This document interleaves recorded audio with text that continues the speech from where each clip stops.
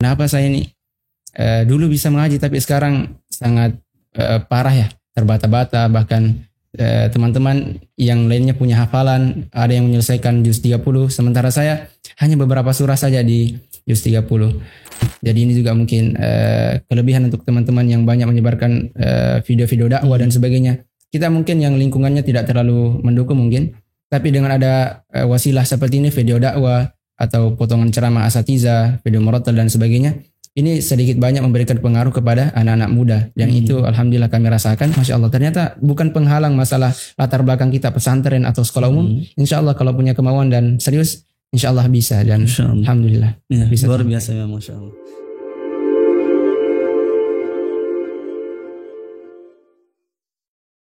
Assalamualaikum warahmatullahi wabarakatuh. Alhamdulillahirrabbilalamin. Wassalatu wassalamu ala rasulillah ma'bad. Alhamdulillah, bersyukur atas kehendak Allah Subhanahu wa taala yang telah melimpahkan rahmat serta hidayahnya kepada kita semua. Sehingga alhamdulillah pada hari ini kita kembali berjumpa di dalam ruang inspirasi untuk kita semua. Sahabat inspirasi, alhamdulillah hari ini kita kembali kedatangan tamu anak muda, insyaallah masih sangat muda ya, lebih muda daripada saya. Jika sebelum-sebelumnya kita sudah mengundang anak-anak muda, mulai dari remaja yang masih umur SMA, sekarang di atasnya sedikit. Dan tidak kalah menariknya cerita beliau yang akan kita bahas sebentar. Dan tentu saja kami berharap cerita-cerita dari beliau ini bisa memberikan inspirasi untuk kita semua. Kami kedatangan tamu, kami sapa dulu beliau. Assalamualaikum Mas Khairul. Iya. Waalaikumsalam warahmatullahi wabarakatuh. Panggilan Khairul atau Ahmad? Khairul Kak. Khairul. Ahmad nama ayah. Oh, Ahmad nama ayah. Iya. Jadi kalau di kampus biasa teman-teman panggil Khairul. Khairul saja. Iya. Di absen juga? Iya, di absen ya. Insyaallah. Ya, jadi hari ini sahabat inspirasi kita kedatangan mahasiswa Stiba Makassar yang mungkin sudah agak dikenal sedikit. Sempat beberapa video beliau ya, video testimoni terkait Stiba ya, dulu sempat viral ya, insyaallah. Dan insyaallah kita bahas sedikit tentang beliau. Mas Khairul, ya saya panggil Ahi saja Ahi Khairul. Saya terbiasa panggil Mas karena terlalu banyak mas-mas yang diundang. Ya, Ahi Khairul memang asal dari sini. Tidak, saya asal Kalimantan Utara. Di Kalimantan Utara. Pulau Sebatik. Wih, langsung berbatasan dengan Malaysia ya? Iya, perbatasan Indonesia dengan Malaysia. Tapi memang kalau asal ibu saya asal Sinjai dan bapak asal Bone. Cuma merantau ke Kalimantan dan sejak SD saya tinggal di Kalimantan sampai SMK, kemudian melanjutkan pendidikan ke Stiba. Masya Allah. Berarti tidak diragukan memang ya, kalau orang Bugis itu di mana-mana pasti ada. Iya, alhamdulillah. Masya Allah. Bahkan di kampung saya itu Khairul, itu ada namanya Kampung Bugis. Ya, dan mungkin rata-rata yang tinggal di sana semuanya orang Bugis. Ya. Masya Allah. Kalau di Sebatik, Pulau Sebatik itu sebenarnya di Kalimantan tempatnya posisinya, tapi penghuninya memang kebanyakannya orang Bugis. Bahkan kampung saya itu namanya Lapri aja ya, salah satu daerah di Bone sebenarnya, karena memang penghuni kampung saya kebanyakannya Sinjai dan Bone. Jadi memang di sana alhamdulillah orang-orang Bugis. Berarti memang tidak diragukan lagi kalau orang-orang Bugis itu orang pelayar, memang orang pelaut ya, dan tersebar di seluruh Indonesia, Masya Allah. Mungkin ada juga yang di luar dari Indonesia ya. Masya Allah, luar biasa memang orang Bugis. Dari dulu memang sudah jadi pelaut dan tersebar di seluruh Indonesia, termasuk orang tuanya Khairul, insyaallah, luar biasa. Tapi sejak tinggal di sana, orang tuanya tidak pernah lagi kembali ke sini. Beberapa kali pulang juga, karena biasa di momen liburan untuk Lebaran dan atau libur yang lainnya kita tetap pulang ke kampung bertemu nenek, tante dan keluarga yang lainnya, alhamdulillah. Oh, berarti masih banyak sekali keluarga di sini. Iya. Kadang kalau libur beberapa waktu saya habiskan di Sinjai, Bone, kemudian ke Kalimantan, jadi seperti itu, alhamdulillah. Masya Allah. Berarti ada darah-darah siapa lagi nama ini? Pahlawannya Bone? Siapa Arum Palaka? Arum Palaka. Iya, Masya Allah. Berarti ibu tadi Bone ya? Ibu dari Sinjai, bapak yang dari Bone. Oh, Masya Allah, luar biasa. Ya itu kalau orang Bone terkenal dengan kelembutannya. Iya, dalam semoga ada di kami. Masya Allah. Ya, Khairul, saya mau korek-korek sedikit terkait pengalaman Khairul selama kuliah di Setiba Makassar, Masya Allah. Karena saya dapat video testimoni Khairul dari SMK, tapi menyelesaikan hafalan Qurannya sebelum selesai di Setiba Makassar. Masya Allah. Itu ceritanya bagaimana Khairul? Berangkat sebenarnya pengalaman menghafal ya ini berkaitan dengan bagaimana kami masuk ke Setiba itu sendiri. Kalau untuk momen menghafal Al-Qurannya, sebenarnya kami mulai untuk belajar mengaji sendiri dari nenek langsung sejak SD. Karena nenek alhamdulillah guru ngaji di kampung. Jadi pendidikan atau pembelajaran mengaji itu langsung sejak kecil dari nenek. Kemudian ikut program-program mengaji di TPA, TPQ yang ada di masjid biasanya. Dan menghafal beberapa surah di juz-juz 30 sebagaimana TPA dan TPQ yang pada umumnya. Di waktu SMP ini yang kurang menyenangkan sebenarnya karena interaksi dengan Al-Quran cukup minim sekali, sehingga masuk SMK itu bahkan interaksi sangat kurang dengan Al-Quran dan bacaan yang sudah agak lancar sejak diajar dengan nenek justru hilang seperti itu ya, tidak bisa lagi mengaji.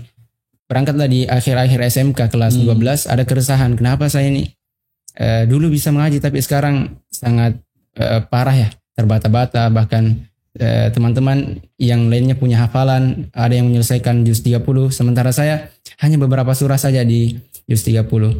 Berangkatlah berusaha untuk memperbaiki bacaan kembali. Kemudian ada satu momen yang saya dari situ berangkat mulai menghafal Al-Quran walaupun belum terstruktur dan tertarget atau apa yang ingin saya capai. Satu momen saya melihat iklan di Facebook waktu itu jualan mushaf Al-Quran, ya satu merek tidak perlu disebut mungkin ya kan. Tulisannya beli satu dapat 3 dengan harga yang lumayan murah menurut saya 100 atau 100 ribu waktu itu. Jadi saya bilang murah ini karena beli satu dapatnya 3 dan harga yang lumayan murah menurut saya, dengan uang tabungan yang ada saya belilah.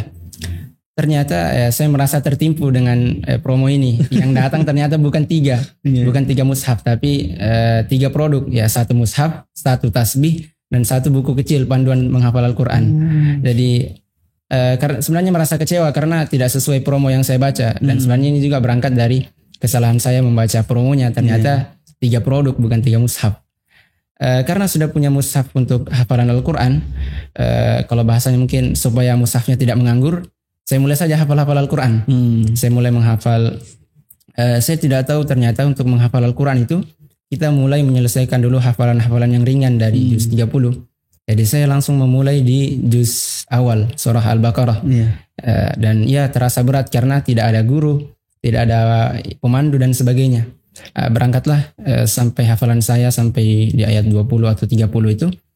Kemudian saya sambil mencari juga sekolah untuk melanjutkan perkuliahan. Ya, ini berkaitan lagi dengan bagaimana saya bisa masuk ke Distiba. Alhamdulillah. Mungkin ke situ dulu Kak ceritanya tentang saya masuk ke Distiba. Sejak SMP kemudian SMK saya sebenarnya minta ke orang tua untuk dimasukkan ke pesantren. Teman-teman saya di masjid, teman-teman perkumpulan kami di masjid itu, ada yang berangkat ke pondok ke daerah Palu, ada yang berangkat ke Sengkang dan sebagainya. Sementara saya waktu itu minta untuk dimasukkan ke pondok juga. Tapi qadarullah orang tua belum mengizinkan karena masih dibutuhkan untuk membantu di rumah. Ala kulli hal kami tetap belajar seperti siswa pada umumnya di SMP dan SMK. Tapi ketika mendekati kelulusan SMK, saya minta ke orang tua, "Mak, Pak, kemarin saya minta pesantren tapi belum dikasih, izinkan saya untuk kuliah ini, saya cari sendiri yang saya mau tetap pesantren, tapi saya tetap mau kuliah juga." Akhirnya orang tua izinkan. Berangkatlah saya cari-cari tempat perkuliahan yang kriteria yang saya mau ini. Saya mau pesantren dan tetap mau kuliah. Maka saya cari ke daerah Jawa, saya dapatkan satu kampus yang ya kriterianya persis dengan yang saya inginkan. Dan mulailah mendaftar, kemudian lolos tahap awal dan dipanggil untuk tahap seleksi berikutnya. yang mengharuskan kita untuk berangkat ke Jawa. Tapi qadarullah di situ awal-awal corona Kak. Jadi saya batal berangkat ke Jawa dan mencari kampus yang lain yang harapannya mungkin tesnya online dan sebagainya. Nah, dapatlah Stiba. Ya, ini berangkat dari 3 orang sebenarnya. Ada ibu saya yang mencarikan kabar dari orang-orang di kampung. Kemudian ada tante saya yang di Sulawesi mencarikan kabar juga tentang kriteria kampus yang saya cari. Kampus atau perkuliahan tapi tetap mondok atau pesantren. Kemudian ada teman saya satu yang sudah pesantren duluan di Makassar sebenarnya. Ditunjukkanlah bahwa ada kampus yang berbahasa Arab, pesantren juga di Makassar. Ibu saya juga dapat kabar yang sama. Tante saya juga dapat kabar yang sama. Dan uniknya semua menunjukkan, saya baru tahu setelah saya masuk di Stiba ternyata 3 orang ini semuanya menunjukkan Stiba. Jadi di awal itu saya cukup optimis bahwa dan tafaul. Alhamdulillah sepertinya ini isyarat baik dari Allah. Semua orang menunjukkan tempat yang sama ternyata Stiba. Nah, di waktu awal-awal pendaftaran Stiba itu masih di situ saya masih menghafal Quran sendiri. Di juz 1 yang tadi saya katakan 20 atau 30-an ayat. Nah, menariknya ketika tes hafalan karena di antara atau tes bacaan Al-Qur'an di antara tes adalah di antara tes yang diujikan ketika kita mendaftar di Stiba. Nah, penguji waktu itu seingat saya Ustadz Aswanto hafizahullah, beliau memberikan tes karena beliau menanyakan apa punya hafalan Al-Quran. Bilang iya ada Ustadz. Kemudian beliau tes, ternyata ayat yang diberikan ayat yang benar-benar sedang saya hafalkan hari-hari itu. Masya Allah. Alhamdulillah saya bersyukur dan bisa menjawab pertanyaannya. Kemudian singkatnya masuklah kami di Stiba. Masya Allah. Ya, perjalanan menghafalnya baru kemudian dimulai lagi ketika di Stiba. Ya, kalau biasa ini Khairul, kalau biasa ya saya tanya-tanya ke teman-teman tanya, itu kenapa bisa masuk Stiba? Ya biasanya ada rekomendasi dari Ustadz, ya ada ada kenalan Ustadz dari Makassar, ya terus beliau merekomendasikan, atau orang-orang Kalimantan, Jawa dan lain sebagainya. Itu biasanya itu ini karena ada ustadznya yang diutus dari sana, terus direkomendasikan ke Stiba. Seperti itu. Itu yang paling banyak ya. Tapi berbeda sama Khairul. Sebenarnya di awal mendaftar ke Stiba itu Kak, kabar tentang ibu mencarikan kabar tentang kampus Stiba ini, ada seorang mahasiswa Stiba, namanya Kak Haikal Mukhlis. Beliau sekarang pengutusan di daerah Jawa. Beliau kalau liburan itu pernah ke kampung kami di Sebatik karena kakak beliau kepala desa kami. Beliau punya kegiatan mengajar anak-anak TPA di masjid waktu itu, dan kami tertarik sebenarnya. Di sana itu menurut kami pribadi jarang mendapati pemandangan anak muda aktif di masjid dan mengajarkan anak-anak. Itu pemandangan yang menurut kami Masya Allah, bisa seperti ini. Saya juga mau jadi orang yang seperti beliau, bisa bermanfaat, berperan untuk di masjid, anak-anak dan sebagainya. Maka berangkat dari situ juga sebenarnya saya tanyakan ke ibu, Mak, itu ada anak muda di masjid, Masya Allah bisa ngajar, bisa ceramah dan sebagainya. Akhirnya ibu mama carikanlah kabar siapa sebenarnya anak muda yang dimaksud tadi. Ternyata adiknya kepala desa saya, tapi tidak berkenalan dengan beliau, hanya ditahu bahwa anak muda itu Kak Haikal ini sekolah di Makassar, kampus yang modelnya pesantren dan tetap melanjutkan kuliah. Itu juga sumber informasinya. Masya Allah. Ya, berarti alumni SMK itu juga? Tidak. Kak Haikal ini orang Sinjai, tinggal di Sinjai, tapi kesana juga karena kakaknya di Sebatik sekampung dengan kami.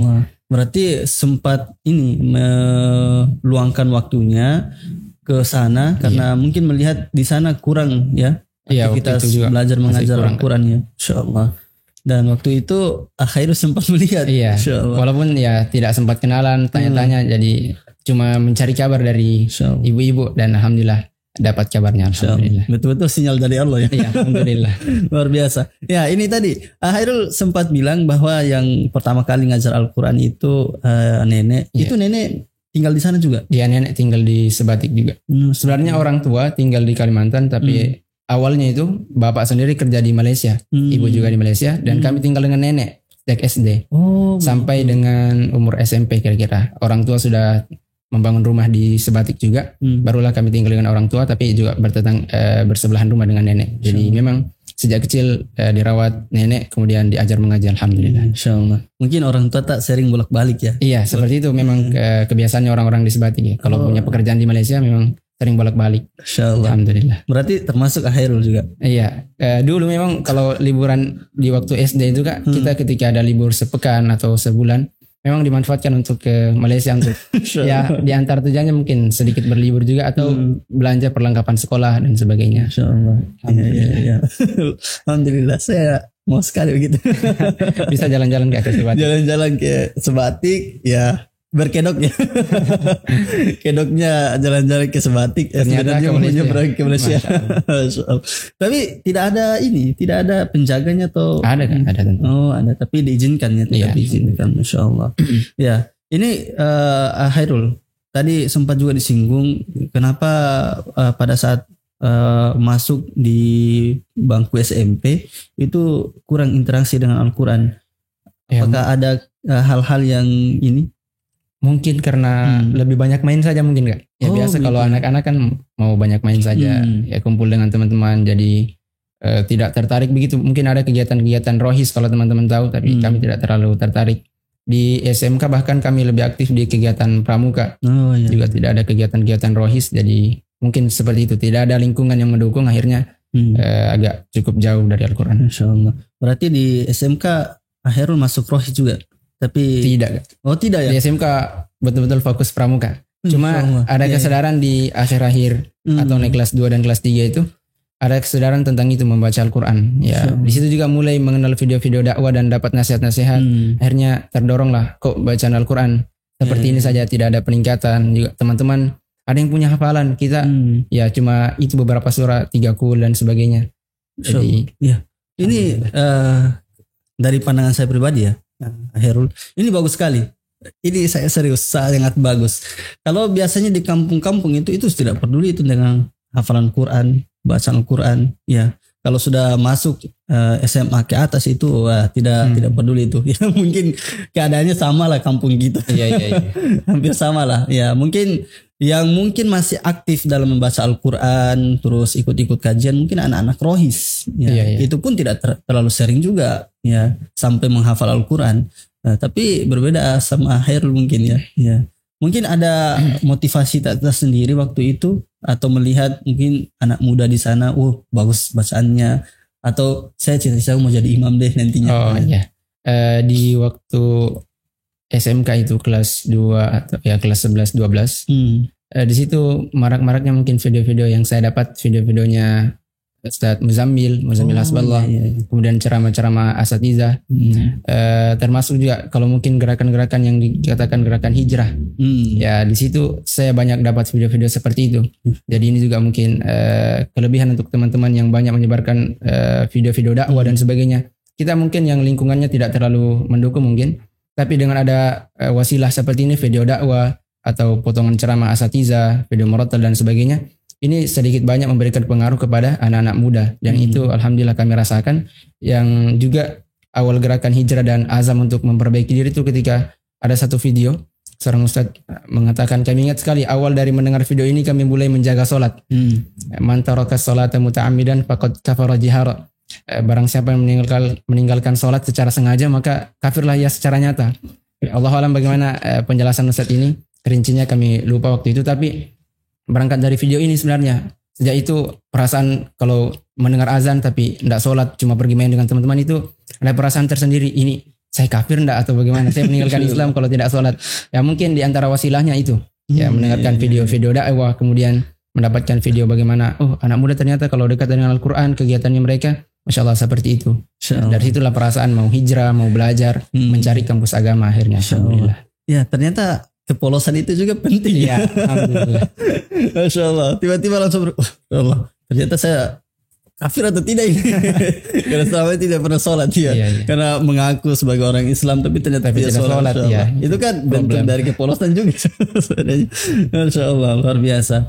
Ya, tapi orang tua semenjak kerja di Malaysia itu sering bolak-balik atau mereka tinggal juga di Malaysia? Di umur SMP dan SMK, ibu sendiri sudah tinggal di Indonesia, di Sebatik, dan menetap membangun rumah. Adapun bapak masih bolak-balik. Oh begitu. Ya. Harusnya Hairul, saya sedikit ya. Harusnya biasanya orang yang ditinggal kerja sama orang tua, apalagi bapak, ya, biasanya kecenderungannya untuk hal-hal yang Pergaulan gitu. pergaulan bebas itu iya. wah, lebih banyak biasanya, ya. Apalagi sudah merasa bebas. Oh, biasanya kalau ibu kan, Iya, iya. biasanya kalau ibu kan saking sayangnya sama anak laki-lakinya, ya sudahlah biarkan saja dulu. Nanti juga bakalan sadar sendiri.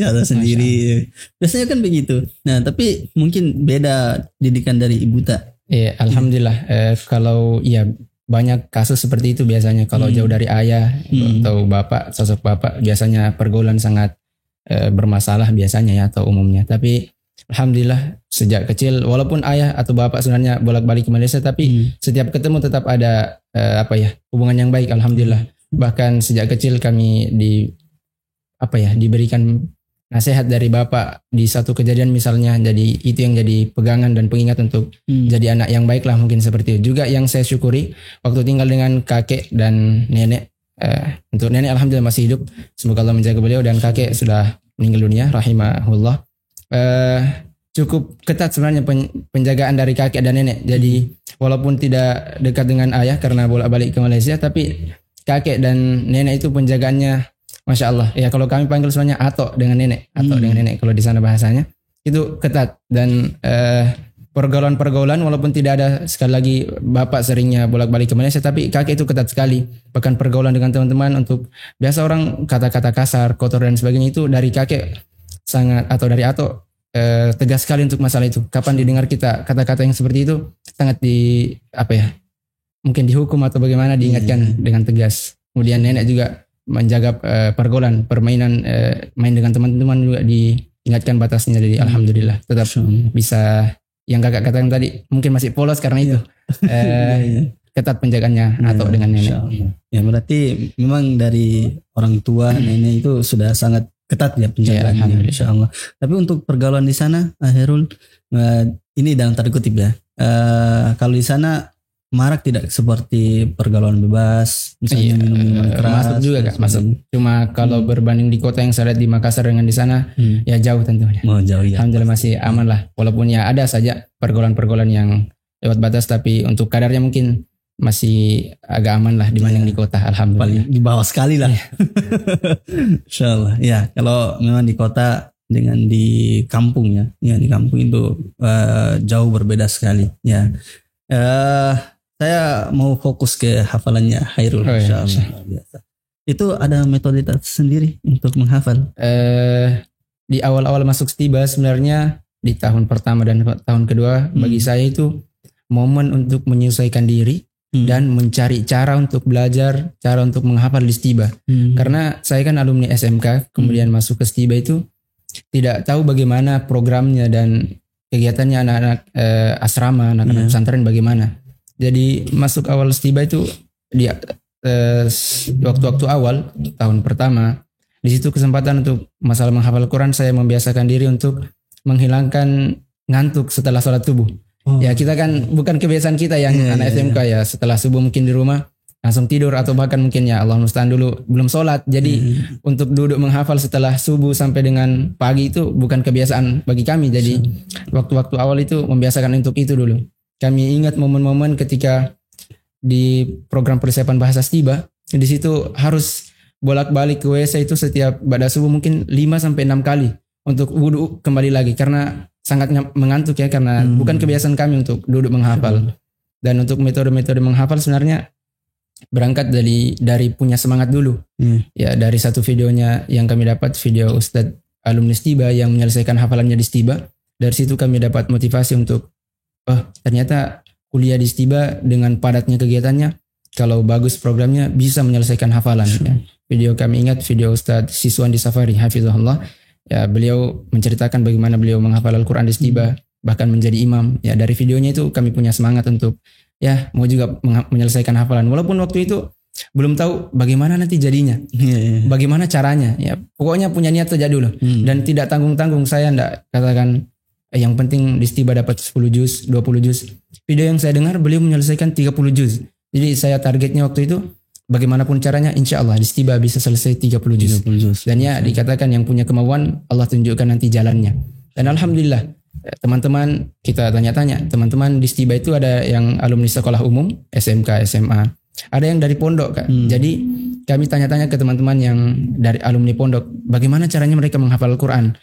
Teman kami misalnya Irham Hajar ya, dari Bulukumba, beliau pondok, dan kami tanya-tanya bagaimana caranya menghafal Al-Quran.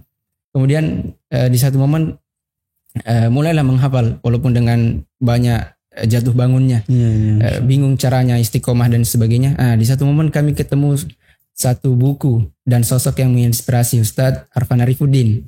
Buku beliau Mahasiswa Penghafal Al-Quran. Dari situlah kami baca metodenya, bagaimana cara mengatur waktu, bahkan paling dasar sekali memperbaiki niat, mengatur waktu, cara menghafal, memilih mushaf, dan langkah-langkah yang detail sekali. Alhamdulillah di buku itu beliau tuliskan. Dan lebih membahagiakan lagi bagi saya karena beliau waktu itu ada di Stiba, sedang belajar di program pengkaderan ulamanya Stiba Makassar. Dan alhamdulillah kami baca bukunya dan bisa lihat langsung orangnya. Yang itu menambah motivasi. Setiap hari kami lihat, bahkan waktu itu beliau juga menjadi imam di Stiba. Ya, kadang-kadang sesekali kami tanyakan bagaimana menghafal, minta nasihat. Dan ya kita baca di bukunya. Diikutilah beberapa tips-tips beliau yang ada di buku. Kemudian alhamdulillah bisa menghafal ya dengan program yang ada di Stiba. Jadi memang di Stiba juga program menghafalnya ada di sepanjang semester, sepanjang hari perkuliahan itu ada program menghafal Al-Quran. Alhamdulillah. Insyaallah. Ya. Lagi-lagi Ustadz Arfan selalu menjadi motivasi untuk semua kalangan mahasiswa ya.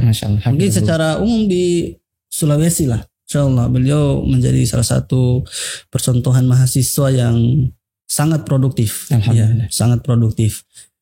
Di mana beliau berangkat dari sekolah umum juga. Nah, itu juga Kak, yang kami lihat. Patut mungkin yang bisa kami contoh, ya mungkin walaupun jauh ya, beliau masya Allah pencapaiannya luar biasa. Walaupun kami tidak bisa mungkin seperti beliau persis, tapi kami lihat beliau katanya dari sekolah umum juga. Mirip ini saya sekolah umum juga. Bahkan beliau sempat di Unhas ya, jurusan sastra bahasa Inggris ya. Ya, sastra Inggris. Ya, kemudian masya Allah.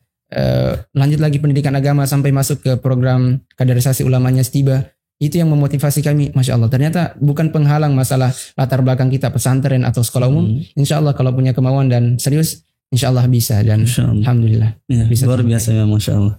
Ketika saya tanya beliau apa rahasianya, cuma 2 jawabannya. Tekad yang kuat dan sungguh-sungguh. Aduh, sudah punya tekad yang kuat ini Kak, tapi iya, kalau masalah sungguh-sungguh mungkin kalau di Stiba kita dapat poin tadi, tekad sudah dapat percontohan, kemudian semangat dari baca buku dan sebagainya, video. Untuk sungguh-sungguhnya itu kalau saya lihat di Stiba ada pengondisian untuk kita sama-sama dengan teman-teman. Karena di Stiba alhamdulillah kita berasrama ya.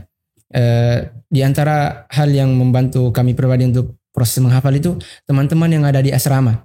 Ya, saya ingat waktu pernah sekamar dengan teman yang tadi saya sebutkan, Irham Hajar. Itu janjian memang. Dia sudah mulai hafalannya juz berapa, 10 dan sebagainya. Kami baru mulai juz 30, menyelesaikan dulu juz 30 dan sebagainya. Kami janjian lah. Antum selesaikan hafalannya antum. Saya juga ikut-ikut. Saya nanti setorannya ke antum.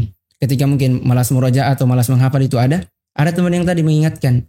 Kemudian teman-teman di kamar. Dan alhamdulillah juga kita di asrama Stiba itu diposisikan bersama dengan senior teman-teman, bukan cuma teman-teman yang sekelas, tapi kakak-kakak kelas kita, kakak-kakak tingkat.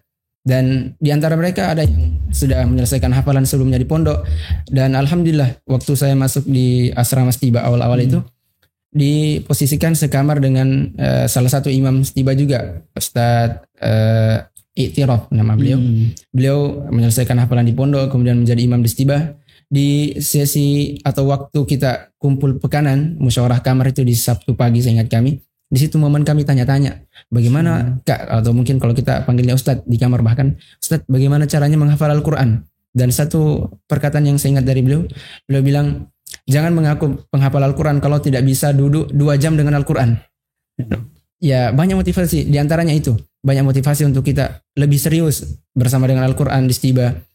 Bagaimana kita serius melawan ngantuk yang tadi itu. Kita SMK, alumni SMK masuk belum terbiasa bangun subuh, menjaga waktu menghafal dari setelah subuh sampai waktu pagi. Ya dengan motivasi mungkin, kemudian pengalaman dari teman-teman yang ada di kamar, tetangga kamar dan lain-lain. Alhamdulillah bisa dapat tips, kemudian trik bagaimana nasihatnya, dan alhamdulillah bisa sama-sama menghafal di Stiba. Insyaallah. Jadi minder waktu itu ada Kak. Jadi bilang, bisa enggak ya saya selesai? Teman-teman sudah jauh sekali sementara kita ini baru memulai. Tapi alhamdulillah motivasi dari asatidzah ini juga yang kami syukuri. Banyak asatidzah di Istiba yang kami dapati nasihatnya selalu sama ya, bersabar, jangan menyerah, usaha saja ada jalannya, dan alhamdulillah bisa selesai. Insyaallah. Kenapa harus menyelesaikan hafalan segera? Karena bukan sebenarnya mau lomba-lomba, tapi ada poin-poin yang mau kita pelajari tentang ilmu syar'i yang berkaitan dengan Al-Quran. Kalau kita belum hafal ayatnya, nanti bingung yang mana. Mungkin Ustadz menjelaskan sebagaimana firman Allah di surah ini, kita belum pernah baca atau belum hafal. Tapi kalau sudah hafal surah atau ayatnya, pasti lebih ya cepat.